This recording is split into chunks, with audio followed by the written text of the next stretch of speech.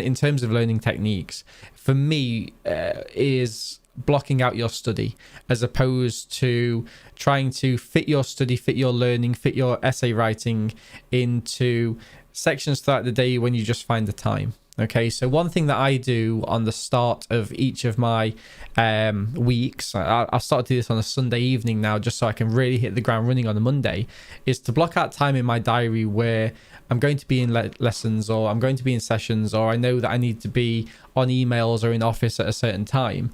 And then after I've got all of those immediate things out of the way, is to really put some decent blocks in my diary, block out the time before I even get to it, so that I can say, okay, so this is where I need to write this essay, or this is where I need to write this piece of research. And by having that pre-existing in my diary, I can turn off my emails. I'm not living out of my inbox. I probably have my emails open twice a day, each for 10 to 15 minutes, just so that I'm not getting distracted by those pings, because oftentimes when you're trying to get yourself into the headspace of writing or learning, you do get distracted.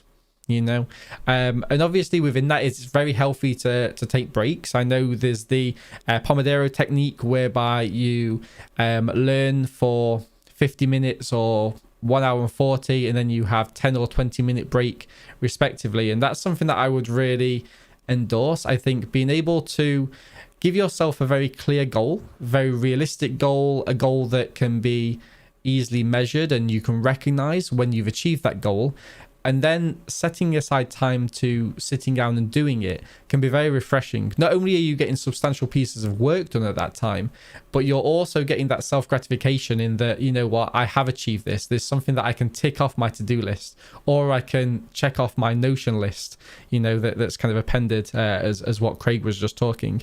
So before we move on to our second topic, Craig, is there anything else that you wanted to add there? Anything that's come to mind as we've been kind of talking? Yeah, I think we speak quite often about the kind of time blocking technique and working really deeply. So I think neither of us are naive enough to think that a full-time university student is actually working, and there may be some, but actually working for 37, 38, 40 hours a week on their degree. I think any lecturer that does think that is probably being a little bit naive, to be honest. But what that means is that when people are working, then they should be working deeply. So if you are setting aside 3 hours a day to do your work, that's 15 hours. It's not a huge time envelope to work with. But if you are working for 3 hours in a really deep way, that's, according to some evidence, equivalent to about 6 or 7 hours of scattered work or distracted work.